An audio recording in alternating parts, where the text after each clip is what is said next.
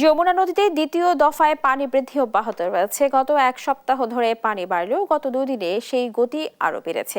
ফলে যমুনার চরাঞ্চলের নিম্নভূমিতে ইতিমধ্যেই পানি ঢুকতে শুরু করেছে, যার ফলে উদ্বেগে রয়েছেন স্থানীয় বাসিন্দারা। এই পরিস্থিতি নিয়ে বিস্তারিত জানাতে যুক্ত হচ্ছেন সহকর্মী শুভ কুমার ঘোষ। শুভ, আপনি আমাদের জানাবেন, এমন পরিস্থিতিতে মোকাবেলায় স্থানীয় প্রশাসন বা জনগণ কি ধরনের প্রস্তুতি নিচ্ছে? স্নেহা, আসলে যেহেতু সিরাজগঞ্জে আসলে ইতোমধ্যে যমুনা নদীতে কয়েকদিন হলোই পানি বাড়ছে, তবে গত দুদিন একটু বেশি বেড়েছে। আজকেও কিন্তু এই যমুনা সিরাজগঞ্জ পয়েন্টের দুইটি পয়েন্টেই কিন্তু 10 সেন্টিমিটার করে পানি বৃদ্ধি পেয়েছে। এবং পানি উন্নয়ন বোর্ড বলছেন যে তারা তাদের মতো করে কাজ করে যাচ্ছেন তাদের সাধ্য অনুযায়ী, এবং কিছু এলাকায় কিন্তু ইতোমধ্যেই ভাঙনও দেখা দিয়েছে।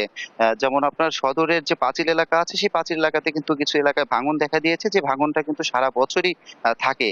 তো এই জায়গাগুলোতে কিন্তু আজকে সেই এলাকার মানুষগুলো কিন্তু তারা মানববন্ধনও করেছেন সকালে। তারা কিন্তু বলছেন যে শুধু এই বন্যার সময়ে এসে যে জিও ব্যাগ ফেলা, এই জিও ব্যাগ ফেলে কিন্তু আসলে তেমন কোনো উপকার তাদের হয় না। তারা বলছেন যে যখন শুষ্ক মৌসুম থাকে, সেই শুষ্ক মৌসুমে কিন্তু যদি নদী ভাঙন রোধে পানি উন্নয়ন বোর্ড কাজ করে, তাহলে কিন্তু সেটা বেশি কার্যকর হয়। পাশাপাশি কিন্তু যে ফসলি জমিগুলো এখনো আসলে যেহেতু মাত্র পানি ঢুকতে শুরু করেছে, এখন পর্যন্ত যমুনায় কিন্তু বেশি ফসলি জমিতে কিন্তু এখনো কোনো ফসলি জমিতে কিন্তু আসলে এখনো প্লাবিত হয়নি।